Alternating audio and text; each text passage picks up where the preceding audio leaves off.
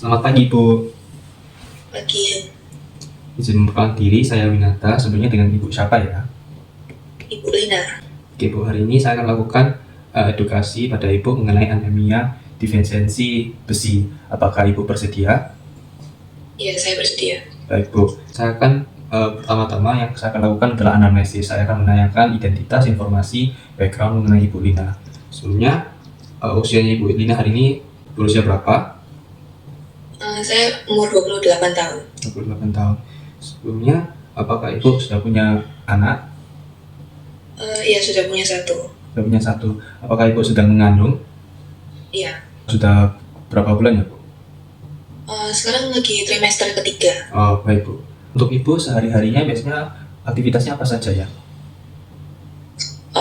Sehari-hari biasanya habis kerja ya, saya biasanya cuma duduk merajut sih. Kalau Ibu pekerjaannya apa saja ya? Saya kerja kantoran.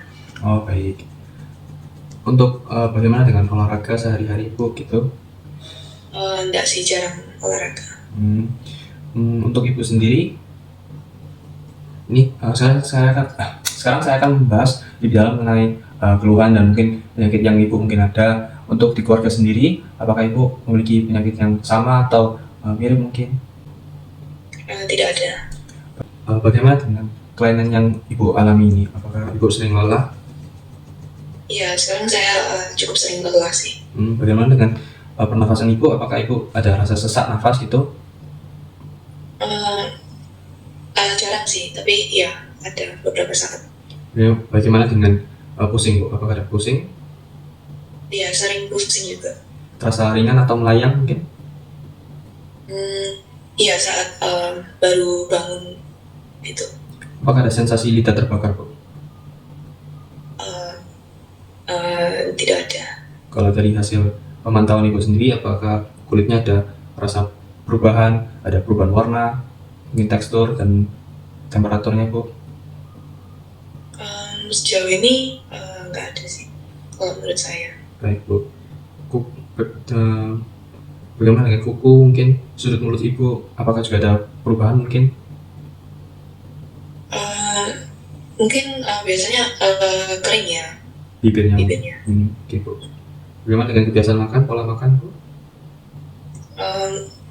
Pola makan seperti biasa sih. Bagaimana dengan keluhan ini? Sejak kapan ya Ibu mulai merasakan? Saya mulai merasakan sejak sekitar 2 minggu lalu ya. 2 minggu lalu. Bagaimana dan pada saat Ibu mengandung anak pertama, apakah Ibu pernah merasakan hal yang sama? Iya, pernah. Untuk kejadian itu apakah cukup lama atau berlanjut, Bu? Atau kadang-kadang ada, kadang-kadang tidak ada gitu? Iya, kadang ada, kadang tidak ada. Tapi habis itu setelah melahirkan itu sudah kembali normal. Baik.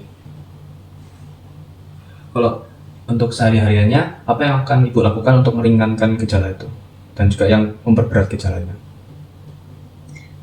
Kalau setelah istirahat sih cukup memperingan dan juga kadang minum obat pusing gitu ya. Tapi yang memberat itu kalau setelah atau lagi kerja gitu. Baik, Bu. Bagaimana dengan keluhan penyerta lainnya mungkin yang saya belum sempat tanyain Ibu? Apakah ada? Tidak ada lagi. Baik, Bu. Sekarang saya akan menggali lebih dalam mengenai keluhan Ibu ya. Mungkin ada keluhan yang belum disertai, tapi mungkin Ibu pernah merasakan dan juga mengalami. Apakah Ibu sering mimisan, Bu? Akhir-akhir ini terkadang ya. Apakah ada bekas jejas atau luka atau pernah Ibu kecelakaan gitu? Tidak ada.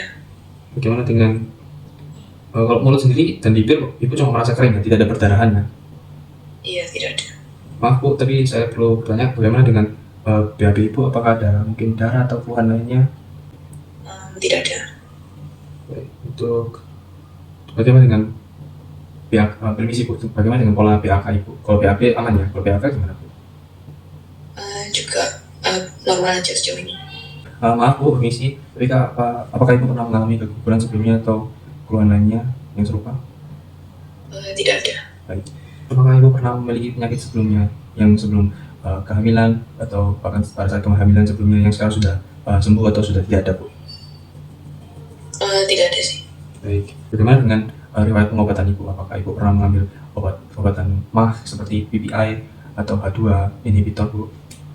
Tidak pernah. Nexium esoprenasol tidak pernah ya, Bu? Ya, tidak pernah. Bagaimana dengan obat-obatan yang seperti aspirin, Bu? Apakah pernah mengambilnya sebelumnya? Aspirin pernah. Mungkin NSAID lainnya atau aspirin saja? Aspirin saja. Apakah Ibu memiliki riwayat alergi obat tertentu? Tidak ada. Kalau Ibu sendiri dengan anggota keluarga atau lingkungan Ibu, apakah memiliki riwayat anemia, Bu? Anemia defisiensi besi atau mungkin perdarahan yang pernah diturunkan? Setahu saya sih tidak. Bagaimana dengan pola makan Ibu? Apakah Ibu seorang vegetarian? Tidak. Sering mengkonsumsi teh? Teh cukup sering. Bagaimana dengan kafein, Bu? Tidak konsumsi kafe. Untuk maaf, Bu, untuk Ibu sendiri, Ibu permisi, Bu, Ibu tinggal di mana ya? Saat ini tinggal di Citraland. Untuk maaf, Bu, tapi saya perlu tahu untuk kecukupan Ibu sehari-hari untuk makanannya, untuk pola makannya, apakah Ibu merasa kurang atau sudah cukup, sudah mencukupinya setiap hari, Bu? Sudah mencukupi sih. Bagaimana dengan pola lingkungan Ibu?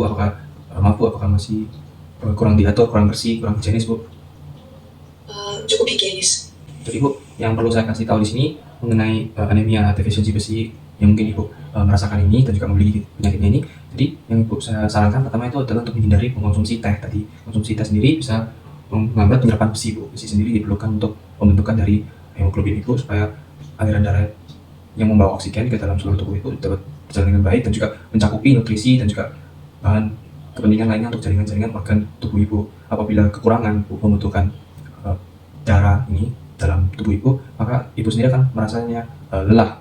Gejala utamanya adalah tentunya lelah karena tidak adanya darah yang dibentuk dengan cukup dan juga baik untuk dibawa sekeliling jaringan-jaringan organ tubuh Ibu supaya Ibu dapat beraktivitas. Dan apalagi Ibu yang sedang mengandung khususnya, tentunya pasti ada peningkatannya kebutuhan untuk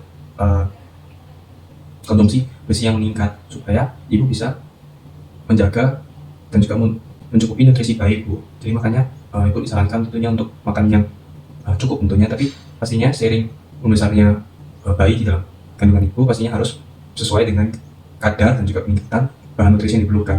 Dan juga Ibu sendiri memiliki gejala yang sebelumnya seperti saya tadi tuliskan, seperti saya tadi tanyakan seperti mimisan, dan tentunya dan juga Ibu menggunakan aspirin. Apakah Ibu masih menggunakan aspirin hingga sekarang?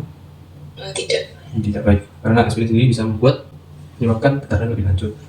Dan tentunya Ibu pada saat mengandung ini harus dijaga-jaga dengan baik, dan saya bisa sarankan beberapa obat yang dapat Ibu konsumsi bahkan sampai gejalanya pun hilang, karena ini memastikan 3 hingga 6 bulannya ke depannya kondisi kandungan besi dalam darah Ibu itu dalam batas normal. Bukan dalam batas normal, justru tambah dijaga dan juga tidak pasti dijaga dan juga tidak menurun. Ibu sendiri Ibu tidak memiliki penyakit lainnya yang berserta seperti mungkin kesusahan untuk absorpsi besi dalam perut Ibu atau penyakit yang mendasari lainnya, sehingga untuk pengobatan anemia pada Ibu sendiri akan gampang, akan tidak menyusahkan, tidak merepotkan. Dan yang dipentingkan adalah Ibu mengikuti tata laksana pengobatan yang saya akan berikan selama 3 bulan hingga 6 bulan ke depannya. Tapi Ibu, yang perlu saya tahu, Ibu harus tahu, obat suplemen besi iron ini tentunya akan membuat Ibu rasa apabila diminum secara oral dapat menyebabkan rasa mual, tidak nyamanan, dan juga bagi beberapa orang. Dan apabila Ibu merasa demikian, Ibu bisa menggunakan obat besi suplemen ini melalui pre-enteric atau melalui penyuntikan IV. Namun ini hanya untuk biasanya ada orang yang membutuhkan besi yang secara berlebih atau kadang-kadang dalam kondisi darurat. Jadi seharusnya kemungkinan besar Ibu dapat mengkonsumsi obat suplemen iron besi ini secara baik dan tidak mengalami mual karena gejalanya sangat jarang kadang-kadang. Obat yang saya dapat berikan secara oral, Bu, ini Ibu bisa dapatkan di apotek. Ini suplemen seperti sulfas ferrosus, Ibu minum 4 kali sehari. Ini dalam bentuk tablet, Bu. Kemudian juga ada ferrous fumarat 4 kali sehari atau ferrous gluconat 3 kali sehari. Ini disesuaikan dengan kebutuhan Ibu dan juga kemampuan Ibu. Permisi, Bu, apabila Ibu ingin mengkonsumsinya. Dan ini dilanjutkan 3 hingga 6 bulan, Bu, setelah makan HB normal.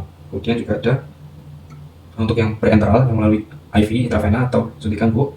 Ini Ibu dapat diberikan besi dextran, besi gluconat atau sucrose atau yang disebut venover biasanya. Dan saya juga ingatkan, Bu, apabila Ibu perlu suntikan melalui intravena atau yang suntik besi tersebut, Ibu akan mungkin merasakan nyeri pada saat dilakukan penyuntikan, nyerinya di daerah di mana Ibu akan disuntik, dan juga mungkin ada rasa metalik atau merasa besi.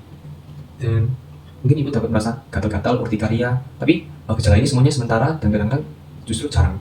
Untuk parameter pemeriksaan yang akan dilakukan untuk memastikan kondisi hemoglobin Ibu dalam batas normal bisa menggunakan pemeriksaan hemoglobin dan juga retikulosit. Retikulosit sendiri, pemeriksaan retikulosit sendiri akan mengalami puncak dalam 5 hingga 10 hari ke depannya, dan untuk hemoglobin 2 bulan setelah treatment dan akan kembali menjadi normal. Tapi tetap Ibu minum obat ini meskipun hemoglobinnya dalam batas normal, jangan diabaikan. Dan untuk kemungkinan besar prediksi ke depannya, prognosisnya setelah pengobatan dan suplementasi ini, Ibu akan memiliki prognosis yang baik dan akan kembali pulih normal bahkan setelah Ibu mengkonsumsi obat-obatan tersebut. Untuk hasil anamnesis dan lain-lain ini sudah saya dokumentasi. Apakah Ibu memiliki pertanyaan? Tidak ada sejauh ini. Baik, bolehkah saya mengakhiri sesi hari ini, Bu? Ya, bisa. Baik, terima kasih, Bu. Terima kasih, Dok. Selamat siang, Bu. Selamat siang. Izin memperkenalkan diri, saya Winata Witarto. Sebelumnya dengan Ibu siapa? Dengan Ibu Lina. Baik, Ibu Lina hari ini datang bertujuan apa ya, Bu?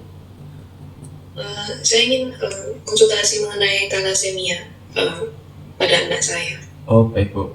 Oke, untuk konsultasi ini saya akan mulai dengan menanyakan beberapa informasi, identitas, background, segala informasi yang saya ingin perlukan untuk anak Ibu Lina ya. Oke, Bu. Ya. Sebelumnya apakah Ibu bersedia? Iya, saya bersedia. Baik, saya akan menanyakan lebih dalam. Untuk Ibu sendiri, anaknya ini namanya siapa ya, Bu? Saya catat. Namanya Michael. Baik, untuk data Michael ini saya akan catat dokumentasi dulu ya, Bu, sambil saya menanyakan pertanyaan lebih lanjut. Oke, untuk Michael sendiri usianya berapa ya, Bu? Sekarang umur 3 tahun. Oke, untuk 3 tahun. Laki-laki ya, Bu? Iya. Untuk gejala yang Michael sekarang alami biasanya seperti apa ya, Bu? Biasanya sering capek sih. Oh, Ya, capek terus lemas gitu. bagaimana dengan sesak nafas, Bu? Apakah memiliki sesak nafas, lemas? Kadang ya. Oke. Bagaimana dengan tampak wajahnya, Bu? Apakah dia pucat, mungkin kuning? Ya, lumayan pucat sih. Bagaimana dengan perutnya sendiri? Apakah membesar, Bu? Agak membesar dikit. Bagaimana dengan Michael? Apakah dia memiliki kadang-kadang nyeri di perutnya atau mungkin keluhan di ujung-ujung jari kukunya, Bu? Sejauh ini nggak ada komplain sih dari Michael ya. Oke. Untuk mulainya gejala ini sudah sejak kapan ya, Bu? Mulainya sejak hampir sebulan lebih mungkin ya. Sudah sebulan lebih ya. Oke. Iya. Untuk sehari-harinya apabila Michael ingin beraktivitas, mungkin sekitar kayak berjalan dari sekeliling rumahnya atau olahraga sendiri, apakah Michael memiliki kesusahan? Iya, Michael kayak kelihatan lebih capek gitu dibandingkan anak-anak lainnya. Tapi untuk kelelahan ini yang Ibu deskripsikan, apakah kelelahannya sampai mungkin mengkhawatirkan, membahayakan, atau bagaimana, Bu, keburukannya? Sejauh ini tidak ya, cuma kayak kalau dibandingkan dengan anak lain tuh dia lebih suka di rumah aja gitu. Baik. Oke, Bu, selanjutnya untuk Michael sendiri, apakah dia memiliki riwayat penyakit sebelumnya seperti patah tulang mungkin? Tidak ada. Bagaimana dengan pertumbuhannya? Michael 3 tahun ya setahun ini. Iya. Untuk pertumbuhannya, apakah dia memiliki perlambatan pertumbuhan mungkin? Menurut saya ya juga sih. Untuk ukurannya masih cukup kecil dibandingkan umur 3 tahun lainnya. Bagaimana dengan mungkin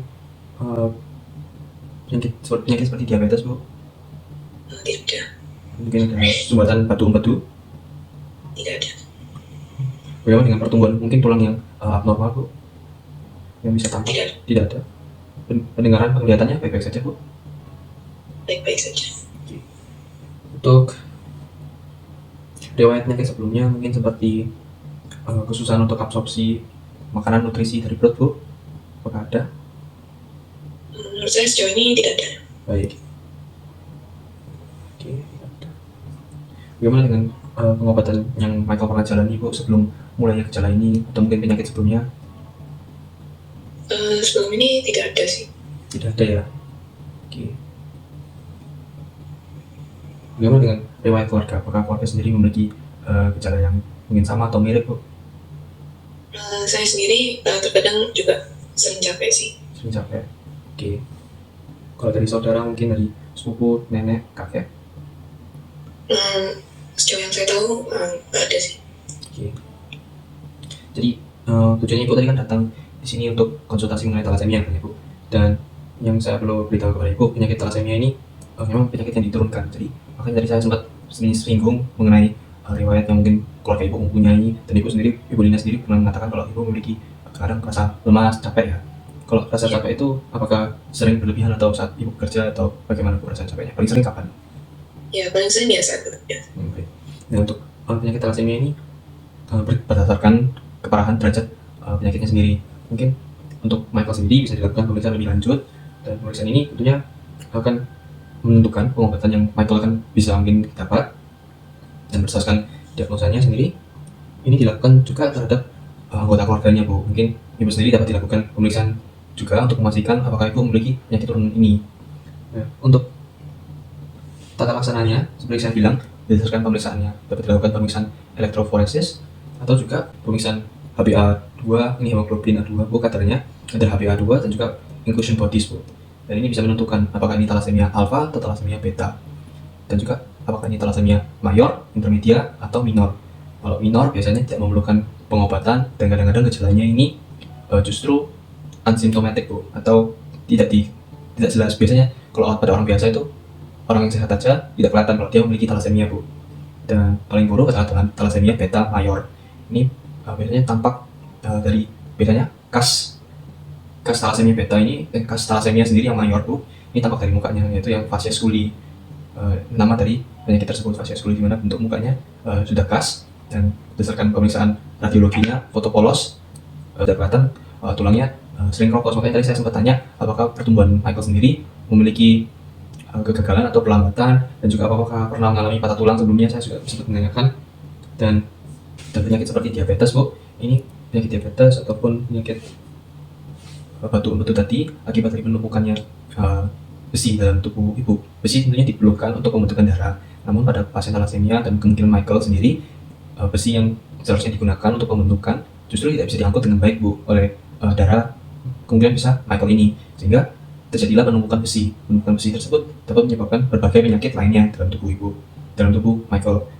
Bisa diabetes tentunya karena dia merusak jaringan-jaringan pankreas. Dia juga bisa mengakibatkan infertilitas, Bu, gangguan pertumbuhan, dan melalui gangguan hormon dalam tubuh Michael, ataupun juga gangguan hati dan juga gangguan jantung, dan juga adanya pembesaran dari perutnya Michael sendiri. Itu pembesaran dari organ lian yang bertugas untuk menghancurkan darah akibat dari ketidakstabilan dari pembentukan darah sendiri karena adanya penyakit thalassemia. Pengobatannya sendiri, Bu, apakah apabila sudah ditentukan, maka yang biasanya dilakukan adalah pemberian transfusi darah, Bu. Transfusi darah ini dilakukan dalam beberapa waktu, beberapa saat, berdasarkan tentunya keparahan derajat dari thalassemia. Dilakukan 15 hingga 20 mg per kilo berat badan Michael, tidak lebih dari sekian angka tadi, untuk mencegah peningkatan darah yang berlebihan, dan tentunya darah yang sehat mengandung besi, dan besi itu dibawa ke sekeliling tubuh tidak oleh darah yang sama. Jadi berdasarkan kandungan yang cukup, biasanya intervalnya sekitar 2 hingga 3 minggu, itu seharian, setengah hari transfusi darah, kemudian 2-3 minggu laginya transfusi darah lagi. Dia juga diberikan obat chelating agent, iron chelating agent, ini untuk meresap kandungan besi dalam darah Michael supaya dia dibuang dengan baik oleh tubuh. Karena tentunya kan numpuk ya di dalam tubuh, tentu pasti butuh yang menyerapnya dan membuangnya dari tubuh Michael. Obat-obatannya ini per oral, jadi diminum, Bu. Bisa obat seperti Deferasirox, Desferoxamine, Deferipon, dan juga bisa minum obat seperti vitamin C, asam folat, dan juga vitamin E. Ini supaya meningkatkan efek kelasi dari besi, supaya diserap besinya. Terus kalau masih adanya gejala, dan juga apabila pembesaran lian tadi, Bu, itu bisa dilakukan splenectomy. Jadi organ lian di dalam Michael itu bisa dibuang, dioperasi dan dibuang. Atau juga bisa tentunya paling mahal tentunya adalah transplantasi dari sumsum tulang. Sumsum tulang soalnya dia yang membuat darah darah di tubuh manusia atau stem cell Bu. Tentunya sangat mahal dan kita harus berdasarkan gejala dan juga thalassemia yang dialami Michael. Disarankan kalau Michael dia jangan minum teh karena akan menyusahkan penyerapan bahan nutrisi dari tubuh dan akhirnya pembentukan darah menjadi berkurang. Nah Bu, kalau transplantasinya sudah dilakukan bertahun-tahun, biasanya pada tahun ketiga besi itu bisa numpuk berlebihan pada tubuh Michael. Jadi itu adalah salah satu efek samping yang pasti harus diketahui dan kemungkinan besar akan terjadi apabila dilakukan transfusi darah berkali-kali. Dan juga ada efek samping seperti hemosiderosis dan juga tentunya obat-obatan chelating agent tadi memiliki side effect tertentu yang bisa nanti dikelola lebih lanjut dan dibaca lebih lanjut oleh Ibu. Keberhasilan terapi itu didasarkan dari peningkatan hemoglobin di dalam darah Michael. Kalau dia sudah mencakupi biasanya pada pasien sendiri tergantung juga ya hemoglobinnya yang Michael bagaimana. Apabila hemoglobinnya 4, yang diusahakan untuk meningkatkan hemoglobin hingga 10 Bu. Dan untuk kalau misalnya dia tidak mendapatkan terapi yang cukup, tentunya Michael sendiri akan mengalami kesusahan dan prognosisnya, prediksi kehidupannya ke depannya akan memburuk. Tapi seiring berjalannya perkembangan pengobatan, kemungkinan besar prognosisnya Michael selama ke depannya akan membaik Bu. Dan bisa mengurangi resiko komorbiditas dan komorbiditas lainnya yang kemungkinan bisa terjadi dari penyakit thalassemia dan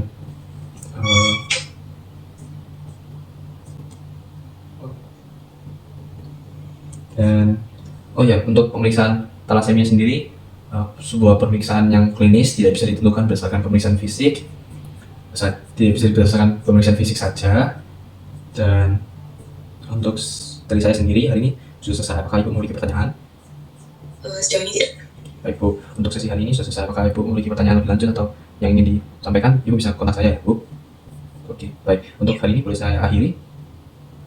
Ya bisa. Baik, terima kasih Bu. Terima kasih Dok.